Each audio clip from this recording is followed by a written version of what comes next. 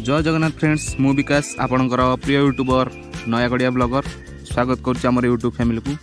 तो मु नहीं आसी एक न्यू ब्लॉग आपण मानक पई।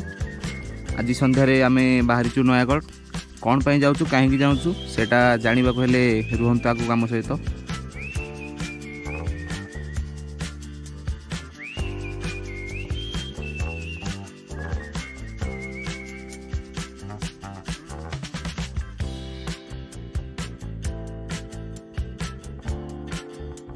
नयागढ़ जावा पूर्व आम बाटर रही गोटे ग्यारेज रे चेन टाइट कलु कारण गाड़ी चेनटा बहुत लूज होता से साउंड बाहर था।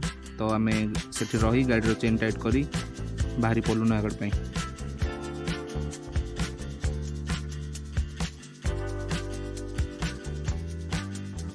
एबे आम गाड़ी काम छाड़ी देचु तापर आम बाहर नयागढ़ जावा पूर्व बाटर देखिलु पेट्रोल टांकी तो भाविलु ये पेट्रोल पकईदेवा तापर जावा नयागढ़। तो आम डेरी नक इंडियन ऑयल पेट्रोल टांकी गलु सेठारे पेट्रोल पकाई बाहरी पड़ू नयागढ़ पे।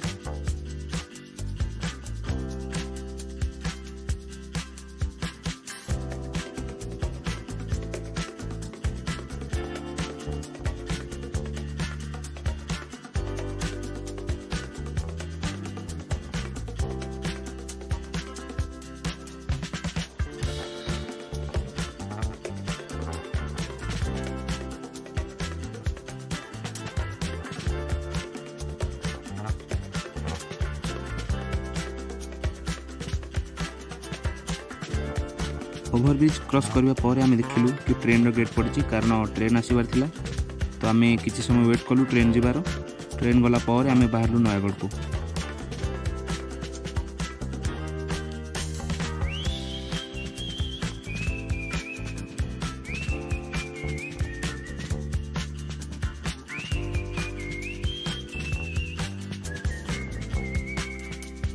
तो फाइनली आम नयागढ़ पहुँची गलु।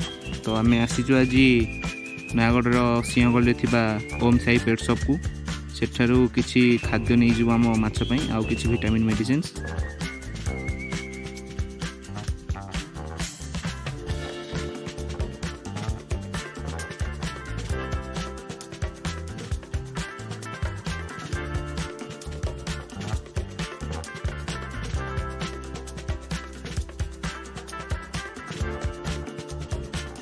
तो एबे आम पेट शॉप रे पहुँची जाइए। देखिपे आम फ्रेंड कालिया केमती नवा पर बसी से भावुँ एटा ता जेजेंग दुकान हेले नुहे ये से काम करे।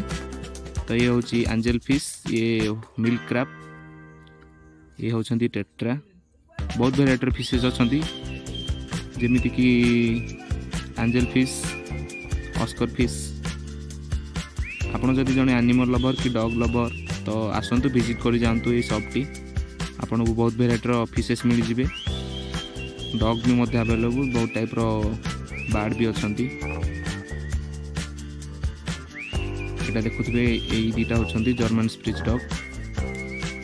तो आम सब कम शेष कर बाहरी पड़लु गाँव को कारण बहुत जोर वर्षा आसला। तो आम डेरी नक सब जिन किणा कि कर सारी से बाहरी पड़लु गाँव को। आपण मानी आम एमती नुआ नुआ भिडियो आणुबू। जदि वीडियो भल लगुच तो निजर मतामत दिंतु आउ प्लीज आमको सपोर्ट करूँ।